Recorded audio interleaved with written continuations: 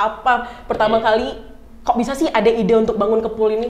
Awal mulanya yang pertama saya tuh Nama Kepul ini dari mana? Kenapa milih Kepul? tapi memang nggak semulus yang orang pikirkan membuat usaha. Banyak berdarah-darahnya lah pokoknya gitu. Paling berdarahnya itu apa? Ditinggalin teman-teman semua. Ditinggalin Sendirian di Kepul. Ini kita punya aplikasi nih. Aplikasinya itu kayak aplikasi Gojek lah kita bilang kan. Jadi nanti si customer ini nginput dia mau ngasih sampah apa aja, mau jual sampah apa aja gitu kan. Terus akhirnya pesen drivernya datang, dibawa ke Kepul. Si customer yang filter atau difilter pada saat di Kepul? Oh, ada dua. Kalau yang aku lihat ada ini kan kayak nerima apa namanya minyak jelantah. Itu diapain sih? Ada nggak pesan khusus yang mau Latif sampaikan ke sobat-sobat The Beaker terkait masa muda yang harus dimanfaatkan, terkait sama mungkin kita itu harus let's talk, do more. Jadi nggak terlalu banyak komentar jelek, tapi apa sih aksi kita yang mau kita lakuin untuk lingkungan, untuk masyarakat dan untuk pemerintah kita sendiri. Silakan Latif.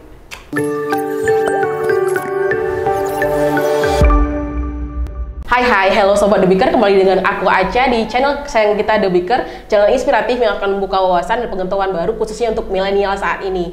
Hari ini kita bakal ngebahas soal sampah sih, terutama sampah plastik. Sobat tahu nggak sih sekarang itu global warming udah separah apa? Kerasa mungkin ya kalau sekarang itu kita even pakai AC pun masih kayak kerasa panas. AC itu kalau belum 16 itu belum kerasa tuh sejuknya. Itu efek dari global warming. Terus sering kerasa nggak kalau sekarang nggak tentu tuh hujan kapan, panasnya itu kapan. Jadi kayak pancaroba itu jadi sering kali itu juga efek dari global warming teman-teman. Salah satu penyebab utama di global warming itu adalah sampah plastik. Apalagi efek dari sampah plastik ini sendiri, banjir. Kerasa nggak sih sekarang banjir itu kayak udah nggak bisa diatasin lagi? Gara-garanya apa? Gara-gara sampah yang banyak nyumbat saluran drainase. Jadi problem kan? Terus apa sih apa sih yang bisa kita lakuin untuk minimalisir itu? Yang pertama mungkin dari diri kita sendiri. Mungkin kita bisa mengurangi sampah plastik, ubah plastik sedotan yang biasa kita pakai sedotan selama ini mungkin bisa jadi sedotan yang besi segala macam. Nah, untuk bahas soal itu, untuk mitigasi hal itu, apalagi sih yang bisa kita lakuin untuk meminimalisir sampah plastik ini sendiri? Bisa jadi kemudian itu untuk ngurangin banjir dan kemudian untuk ngurangin global warming nggak sih ya? Menghambat lebih parah lagi global warmingnya itu. Hari ini kita undang Bang Latif di sini, CEO Kepul. Say hello. Halo semua. Ini adalah Kepul, aplikasi jual sampah pertama di Indonesia. Kini kita semua tidak perlu lagi buang sampah sembarangan. Karena dengan aplikasi Kepul, jual sampah jadi mudah. Bang Latif ini punya banyak sekali prestasi Sobat The Beaker. Saking banyak ini kalau aku bacain mungkin bisa sampai 30 menit sendiri. Aku bacain yang paling fenomenal aja ya. Dia pemenang Wirausaha Muda Mandiri tahun 2020 skala nasional dalam hal inovasi. Dan yang paling baru tahun 2020 ini dia pemenang di Winner of Battle of Minds yang diselenggarakan oleh British American Tobacco Indonesia. Keren kali nggak tuh? Dengan umur berapa saat ini? Jalan 27. Jalan 27. Masih udah tua sih. Jalan 27. Ayo kita langsung tanya aja nih, gimana pertama kali ketemu sama Kepul? Apa pertama kali kok bisa sih ada ide untuk bangun Kepul ini? Yang pertama itu semenjak kuliah saya sering ikut kompetisi, sering ikut inkubasi. Jadi awal pertama mulai itu saya juga nggak kepikiran jadi seorang entrepreneur.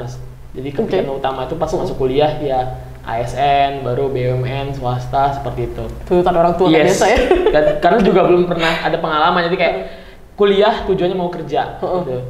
Baru setelah masuk kuliah ikut beberapa inkubasi, ikut kompetisi, seminar, jadi terbentuk mindset. Oh hari ini gue harus jadi seorang itu. Udah nggak tahu sih dapat passionnya di semester 6 itu passion gue jadi seorang entrepreneur. Gitu. Jadi, di semester 6 dapatnya? Iya, sekarang udah tahu tuh. Jadi berharap teman-teman semua di sini tuh kalau sebelum lulus dari kuliah tuh semester 6, 7 harus sudah tahu jadi apa. Karena itu kita bisa mempersiapkan setelah kita jadi lulus dari kuliah, kita tahu menjadi apa nih. Jadi kita nggak asal kerja gitu. Betul. Kita harus tahu. Jadi awal mulanya yang pertama saya tuh salah satu orang yang care sama peduli lingkungan. aware sama lingkungan, tapi nggak bagus-bagus banget sih. Jadi sesimpel nggak buang sampah sembarangan, gitu ya. Itu sesimpel itu sih. Aku juga gitu sih Kak. Jadi karena perjalanan jauh ya, hampir 2 jam kalau mau kuliah ya kan di Medan kemarin.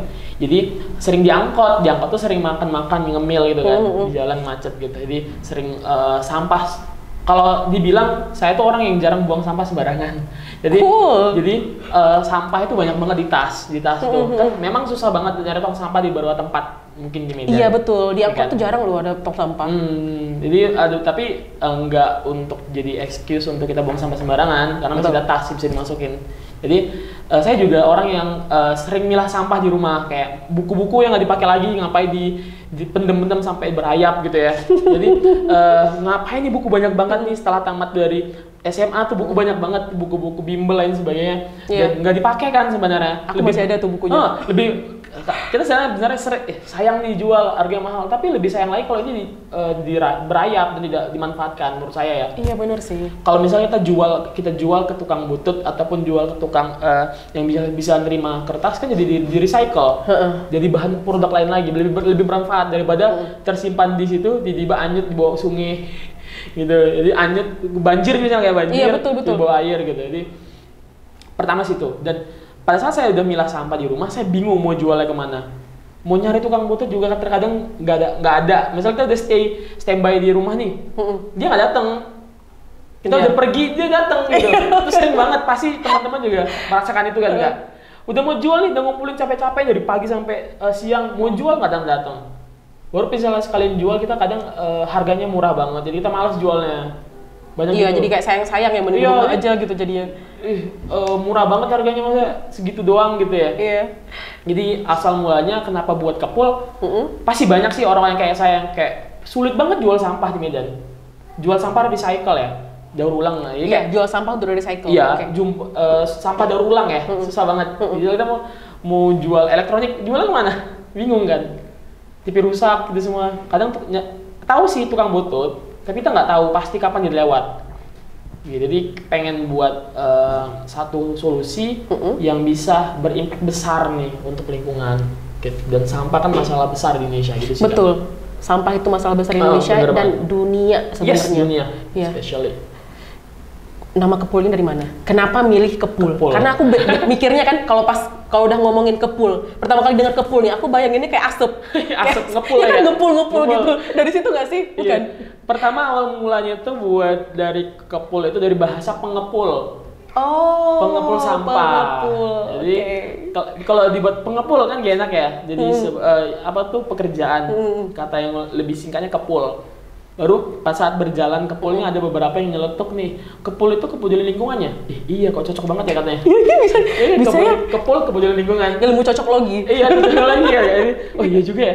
Jadi kami pakemkan Kepul itu berasal dari kata pengepul, yang artinya kepul berasal dari pengepul, yang pengepul yang ngumpulin sampah, ngumpulin beberapa barang. Kalau secara nasional kalau kita di Medan kan tukang butut ya. Iya. Gitu. Kalau misalnya mungkin di luar tuh lebih sering orang bilangnya pengepul sampah gitu. Dan yang terakhir Kepul itu singkatan dari kepedulian lingkungan. Kepedulian lingkungan. Yang itu singkatan belakangan tahunnya. Pada saat dibuat pertama kali itu Latif bareng sama berapa orang sih? Yang kan itu pasti 3 orang. 3 orang yang punya pemikiran yang sama. Yes. Apa yang kalian lakukan pertama kali pada saat Kepul ini? Nggak mungkin kan begitu buka langsung buat aplikasi. Apa yang pertama kali kalian lakukan? Pertama kali ngetes idenya bagus enggak ya? Ngetesnya itu? Di kompetisi. Kompetisi ini, apa pertama kali? Business competition antar kampus gitu ya. Jadi business competition tuh kan cuma ide doang. Dibuat ke ide. Business plan. Business plan jadi kayak nggak cuma istilah modal bacot, istilahnya dia bisa kompetisi nih. Ide kan ya. I got it. Jadi jadi kayak ngomong A I W O tapi dengan yang make sense dengan idenya kan. Jadi ikut kompetisi business plan, alhamdulillah juara 1 ya kan.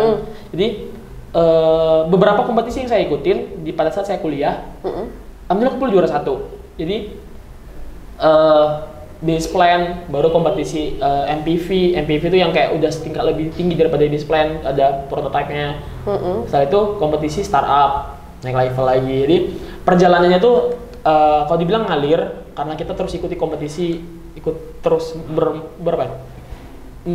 berinovasi. Setiap kompetisi ada hal yang bisa kami bawa, kita harus naik level nih. Iya. Dari ide sampai ke produk. Dan setelah saya tamat kuliah 2018, baru saya ngalir kok tiba-tiba serius ya gitu. Karena emang nggak nyangka itu sebenarnya nggak nyangka sih, karena tapi yang saya laluin dan saya lakukan adalah terus berjalan, istiqomah di jalan ke pool gitu.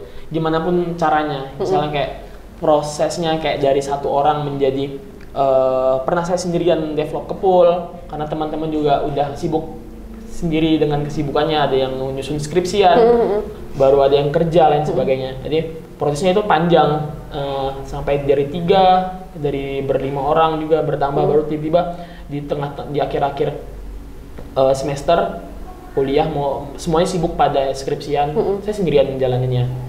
Ya, tapi terus saya jalanin. Apa yang dijalanin waktu itu? Jalannya satu, terus update di sosial media. Update di sosial media. Harus buat postingan di sosial media biar terlihat aktif. Oh, supaya terlihat aktif bahwa Kepul ini masih hidup loh gitu ya. Baru memang setelah dari tamat kuliah saya terus ikut kompetisi. Kepul kan belum jalan ya, tapi saya terus ikut kompetisi dan dari situ saya merasa terus hidup. Mungkin kalau saya nggak ikut kompetisi, nggak ikutin inkubasi, saya stuck dan Kepul mungkin nggak jumpa kakak sekarang. Karena memang hampir tiap bulan saya keluar kota setelah tamat kuliah. Really? Iya. Ngapain? Ikut kompetisi. Iya, ikut kompetisi inkubasi. skala nasional ya. Iya. Dan biaya kan kalau kita lolos top 10, top 5 kan dibayarin tiket pesawat semuanya, fully funded. Gitu. Jadi alhamdulillah kalau untuk juri dan untuk kompetisi mereka selalu membuat Kepul jadi finalis. Gitu. Jadi kenapa jurinya percaya, hasilnya nggak percaya gitu kan. Iya dong. Juri aja percaya ini bisa besar. Tapi memang nggak semulus yang orang pikirkan membuat usaha. Banyak berdarah-darahnya lah pokoknya gitu. Paling berdarahnya itu apa? Ditinggalin teman-teman semua. Ditinggalin sendirian di Kepul. Sampai yang tadi yang gitu. Latif cerita tadi. Iya. Yang itu kan teman-teman pada sibuk skripsian. Itu mereka ninggalin pending, ninggalin sementara atau memang ngapain sih di Kepul? Nggak tahu.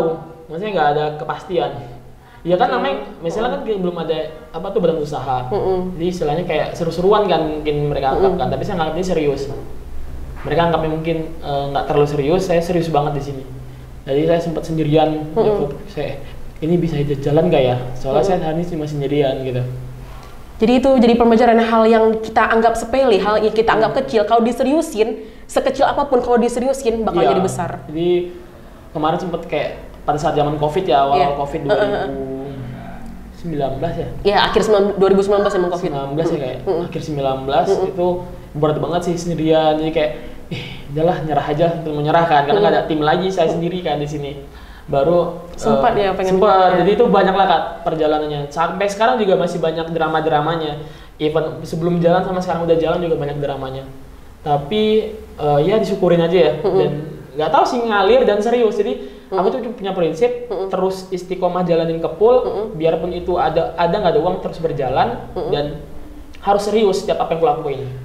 Karena kalau kita main-main nggak dapat hasilnya kan. Iya betul, memang semua itu harus diseriusin. Gitu dia Kak. Ada masalah tim?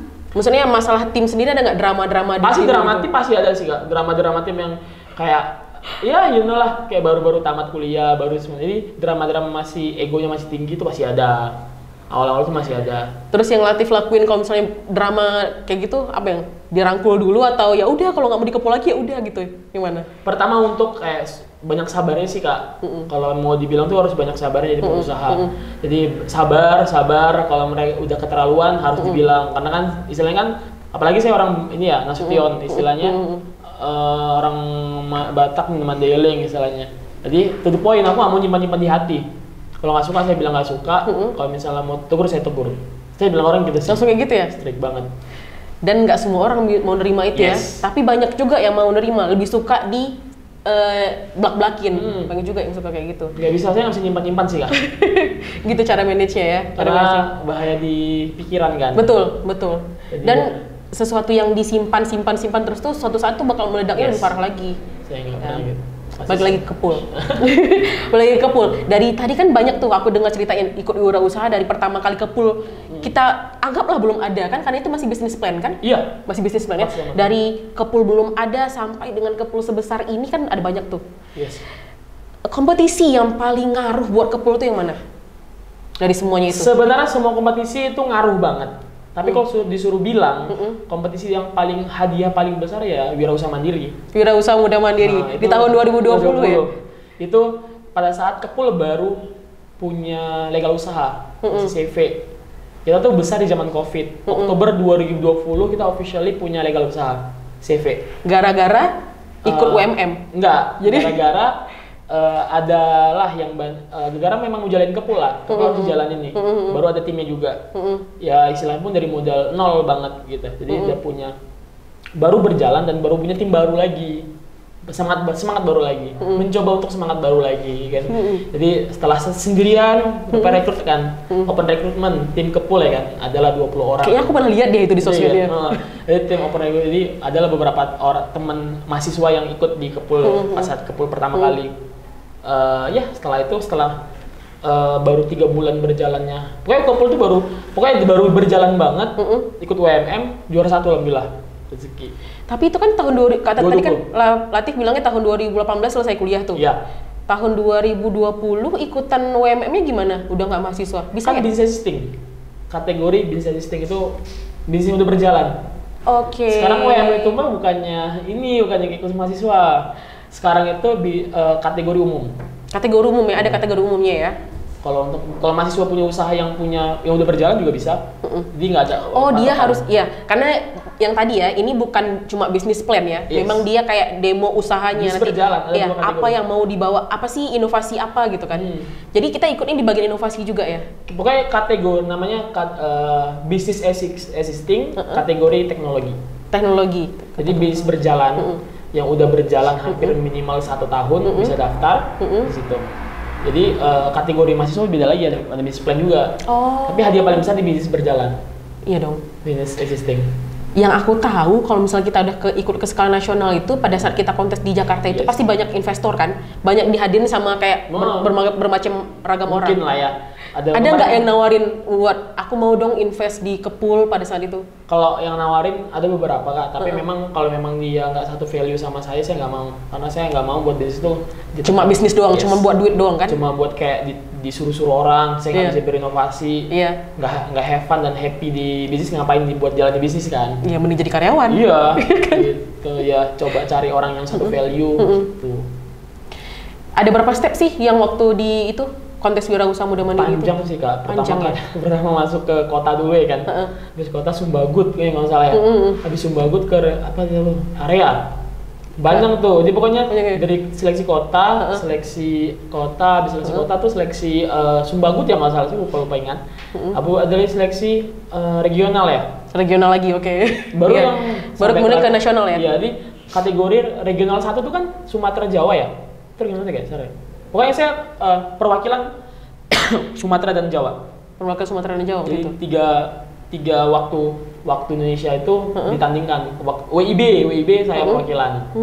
WIT sama WI tengah. Jadi kami gitu. Panjang sih kalau untuk tahun 2020. Prosesnya panjang. Prosesnya panjang untuk di Wirausaha Muda Mandiri itu ya. Proses yang dari semua itu, kan kontestan tuh banyak tuh.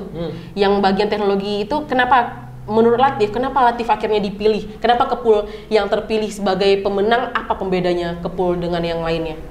Kalau secara spesifik saya nggak bisa tahu pasti kenapa saya dipilih jadi juara. Tapi mungkin dengan impact sosial yang saya bawa dan inovasi yang saya bawa dan mungkin ini jadi salah satu kalau misalnya berhasil jadi kayak powerful nih startupnya.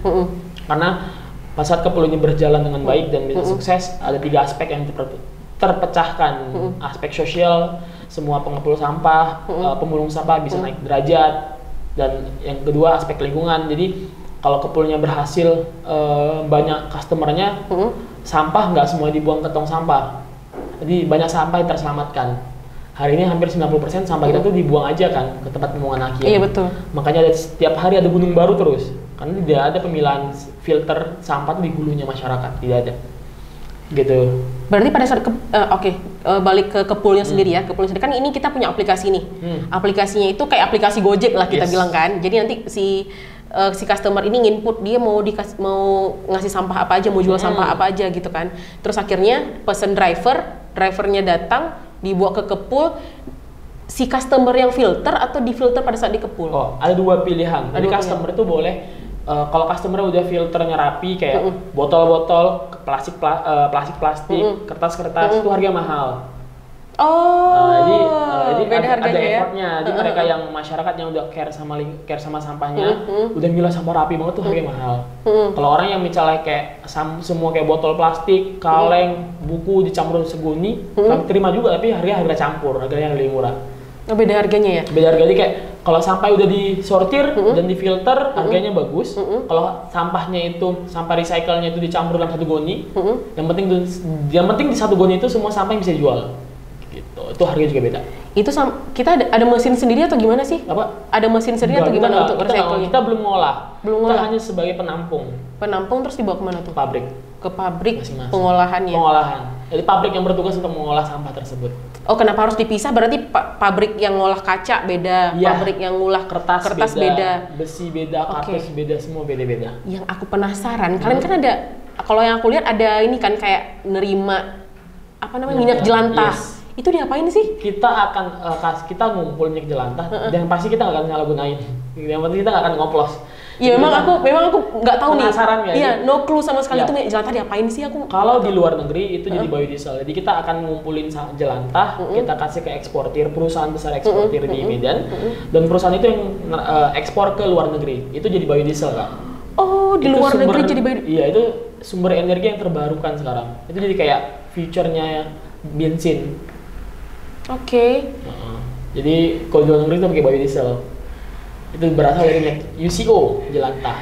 Jadi daripada kita buang ke tempat keselokan, lebih bahaya lagi. Iya, bisa nyumbat kan? Nyumbat, bisa jadi sprinkle kayak apa tuh ya? Kayak jadi sampahnya lah jadi mampet. Iya. Dan itu bisa juga bikin banjir ya, lama-lama ya. Jadi kalau jelantah diselamatkan, tidak disalahgunakan. Jadi Kepul bisa memastikan minyak jelantahnya nggak salah gunakan dan tidak mungkin dioplos. Iya. Jadi Kepul ngambil minyak jelantah itu bukan buat dioplos ya, sobat Debiker ya. Makanya kenapa aku nanya ini pasti nggak cuma aku yang mikir dibawa kemana sih minyak ini? Jangan-jangan dioplos, jangan-jangan dicampur sama bensin. Nggak ya, sobat ya. Ternyata ini dikumpulin terus dikasih ke PT yang eksportir diekspor ke luar negeri untuk diolah jadi biodiesel. Jadi pengetahuan baru nih. Kalau saat ini, sejauh ini Kepul berdiri, relatif kerasa nggak? Apa sih impactnya? Udah ada impactnya belum Kepul ini untuk masyarakat? Pasti udah, Kak. Kita udah hampir 2000 ton sampah yang kita beli dari masyarakat. Sejak 2020 Oktober. Sejak 2020 Oktober sampai sekarang sudah ada 2000 ton. 2000 ton. Dan itu lumayan banyak banget. Dan itu ya sebenarnya masih sedikit dengan kuantiti sampah kita ya. Tapi kami bisa menyelamatin 2000 ton yang nggak dibuang sembarangan lagi. Iya, itu salah satu aksi daripada kita buang sampah sembarangan terus kemudian ngomel-ngomel kenapa nih kok banjir? Iya benar. Jadi masalah sampah kan masalah kita bersama. Iya betul. Jadi yang buat dia banjir kelakuan kita juga. Jadi ya sebagai anak muda yang semoga bisa bermanfaat, mencoba untuk membuat solusi untuk negaranya sendiri. Betul. Bukan hanya sebagai komentator, tapi bukan juga sebagai kreator. Gitu. Bukan cuma sebagai komentator, tapi sebagai kreator. Kalau belum sanggup buat Kepul, jadi yang kasih sampahnya aja, ngumpulin tuh sampah-sampah di rumah, terus install aplikasi Kepul, pesan di drivernya, dibawa ke dapat duit lagi, dapat uang jajan lagi. Udahlah kita punya impact untuk lingkungan, dapat duit lagi duit jajannya. Jadi semua orang yang jual sampahnya di Kepul udah jadi pahlawan lingkungan karena dia udah menyelamatkan sampah yang nggak sembarangan. Jadi nggak semua orang juga kan punya inisiatif untuk milah sampah gitu. Kalau kayak di Gojek kan kita jadi bawa merek Gojek nih. Kalau kayak di Gojek kan kadang kita tahu tuh siapa sih customer yang paling banyak mesen kayak gitu kan. Kalau di Kepul juga tahu. Kita tahu kapan paling sering orang jual sampah gitu. Nanti ibu-ibu rumah tangga tuh jualnya setiap hari apa. Kebanyakan ibu rumah tangga ya? Iya. Banyak kan paling banyak sekarang juga mahasiswa, traffic lagi naik banget mahasiswa karena udah mulai buku-buku praktikum semua itu mereka jualin. Oh. Udah mulai banyak traffic mahasiswa. Iya. Karena mahasiswa yang kayak udah tahu aplikasi dan nggak takut pakai aplikasi kan. Iya betul. Ibu-ibu masih banyak takutnya. Gitu Kak. Yang ini customer yang paling tinggi itu dia udah nyumbang berapa? Udah Berapa kali gimana ya? pesan ya? Udah berapa kali pesan, terus udah berapa banyak Kilo tuh? gitu ya? Berapa kilo ya? Kita sebenarnya ada 2 segmen customer.